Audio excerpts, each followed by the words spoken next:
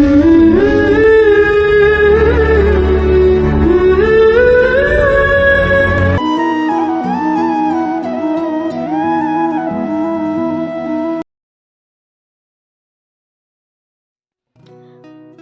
ಗ್ರಂಥಾಲಯ.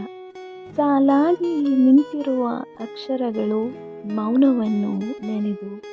ಸಾಲಾಗಿ ನಿಂತಿರುವ ಅಕ್ಷರಗಳು ಮೌನವನ್ನು ನೆನೆದು. ಗುಂಪಾಗಿ ಕುಂತಿರುವ ಅಕ್ಷರಗಳು ನಗೆಯನ್ನು ಚೆಲ್ಲಿತು. ಗುಂಪಾಗಿ ಕುಂತಿರುವ ಅಕ್ಷರಗಳು ನಗೆಯನ್ನು ಚೆಲ್ಲಿತು. ಜೋಡಿಯಾಗಿ ನಲಿಯುತ್ತಿರುವ ಅಕ್ಷರಗಳು ಪ್ರೀತಿ ಹಂಚಿ. ಜೋಡಿಯಾಗಿ ನಲಿಯುತ್ತಿರುವ ಅಕ್ಷರಗಳು ಪ್ರೀತಿ ಹಂಚಿ. ಒಂಟಿಯಾಗಿ ಅಲೆದಾಡುವ ಅಕ್ಷರಗಳು ದಡ ಸೇರಿತು. ಒಂಟಿಯಾಗಿ ಅಲೆದಾಡುವ ಅಕ್ಷರಗಳು ದಡ ಸೇರಿತು.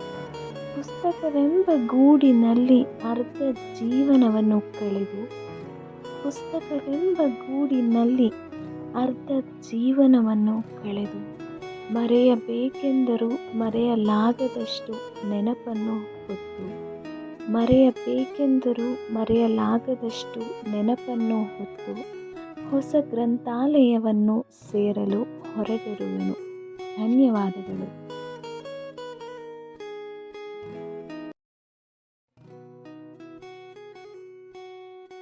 A new library.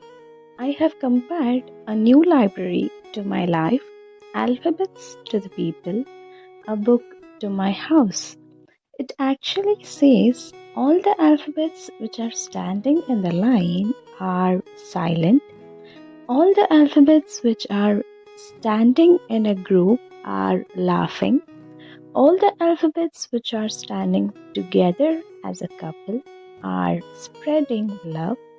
All the alphabets which are roaming alone are reaching their destination. I have spent half of my life in a nest called book by carrying the memories which I wanted to forget, but I'm not able to forget, and moving towards the new library.